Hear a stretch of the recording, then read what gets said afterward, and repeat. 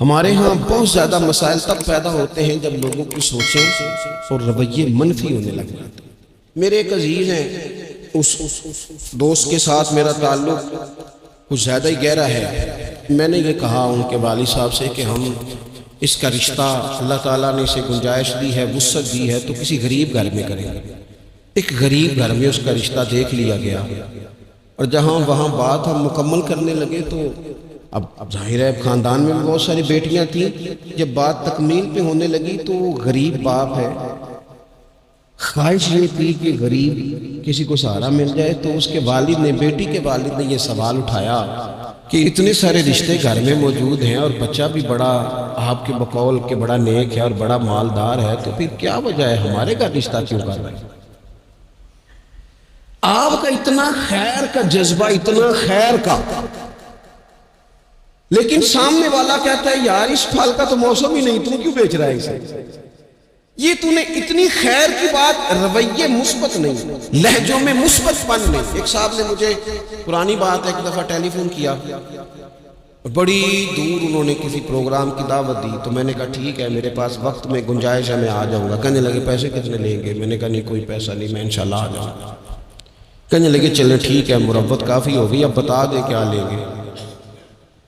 میں نے انہیں کہا یار آپ شرمندہ کرنے لگ گئے ہیں، میں وعدہ کر لیا انشاءاللہ آ جاؤں گا۔ کہنے لگے اگر آپ پیسے بھی نہیں لیتے اور اتنا لمبا سفر بھی آپ نے کرنا ہے، پھر آپ کے مقاصد کیا ہیں؟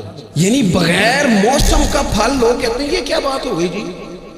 بہت سارے جھوٹوں میں آپ سچ بول لیں تو سچ اجنبی لگنے لگ جاتا ہے کہ اس نے سچ ہی بول دیا ہے۔ اتنی ساری منفی باتوں میں ایک مثبت بات کریں تو وہ مثبت بات تھوڑی انوکھی انوکھی سی لگنے لگ جاتی ہے۔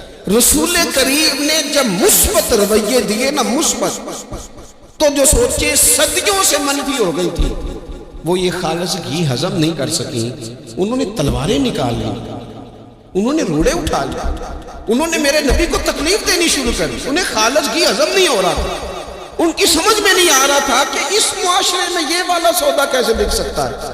ایک رات وہ سارے تلواریں، نیزے، برچیاں لے کے میرے نبی کے گھر کا محاصرہ کرنے لگے، حضور کو شہید کرنے آ گئے۔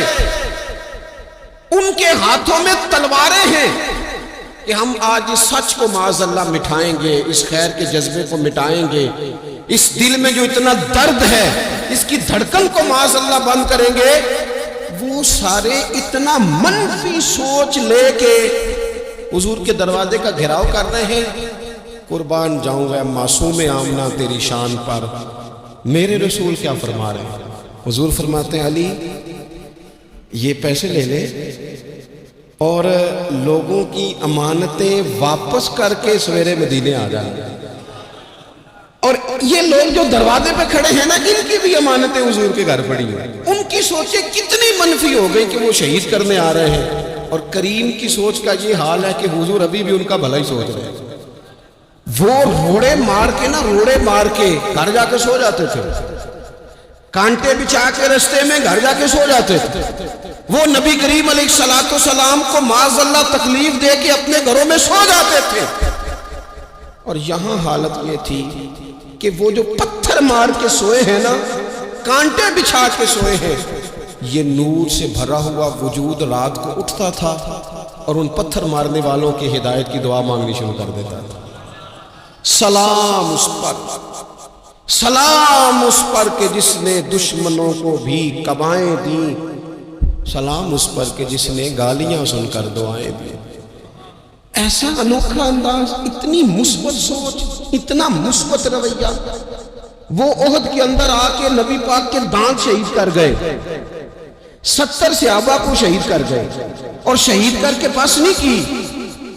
حضرت امیر حمزہ حضور کو پیارے تھے، چچا تھے، نبی کریم بڑا پیار کرتے تھے۔ حضرت امیر حمزہ کا ناک کاٹ دیا، آنکھیں نکال دی، وجود سارا کاٹ دیا، حضور کی ساری داڑھی آنسوں سے بھر گئی، اتنا پیار حضور کو چچا سے۔